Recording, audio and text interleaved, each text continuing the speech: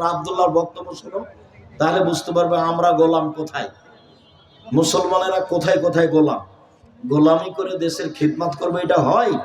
মেধা ভালো, বড় ডাক্তার, লন্ডনে একটা ভালো রেজাল্ট করেছে, কিন্তু ওকে একটা চাকরি দিয়েছে সুইপারের প্রধান, বেতন দিয়েছে 5 লাখ।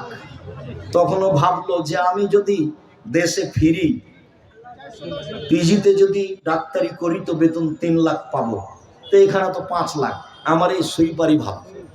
সুইপারের দায়িত্ব হয় ভালো। তুমি বিশ্বাস করো, কোনো মেধাবীকে কোনো কাজ দেবে না।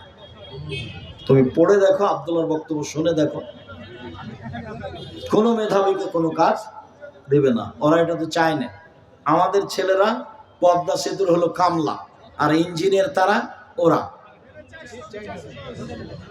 এখানকার যারা বড় শিক্ষিত, উচ্চ শিক্ষিত মানুষ, তবু সে খাতা কলম নেই, এই অফিস থেকে ওই অফিসে যায়, বেতন ও যা পাবে বাইরে তার চেয়ে বেশি দিয়েছে, বাস, আর কিছু না। আবারও তো ভাবছে যে আমি সিটিজেন পেয়ে নিয়েছি, দেশের নাগরিক, লন্ডনের নাগরিক। বাপও খুশি, মাও খুশি, বাপও খুশি, মাও খুশি, ছেলেও খুশি, সবাই খুশি, খুবই খুশি। বলো দেখো কি হলো শেষে? চাঁপাই নবাবের ভাষাতে মিললো না, আমও গেল, ছালাও গেল, কাঁদতে কাঁদতে দুই চোখে গেল। জীবনটা ষোলো নাই মিছে। ভেবে দেখো, এভাবে জীবন কাটাতে হবে না। জাতির কল্যাণের জন্য পড়াশোনা করতে হবে, যা হবে হবে। অল্প কিছু করলেও মানুষের কল্যাণে থাকবে, মানুষের ক্ষতি করার জন্য থাকবে না।